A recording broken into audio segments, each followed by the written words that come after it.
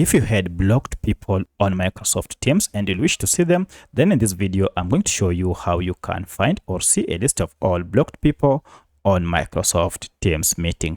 If this video helps, please like and subscribe to this channel. Alright, to do this, head to your account and then go to people.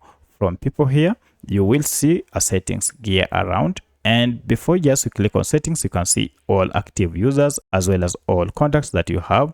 And to manage them and see the blocked users that you have, click on this settings gear. And under settings gear, go to people. Now under people, you should see we have here sync contacts as well as blocked users. You are told blocked users won't be able to call you, message you, or see your present in Teams. Click on manage. And here you will see a list of all the blocked users that you have.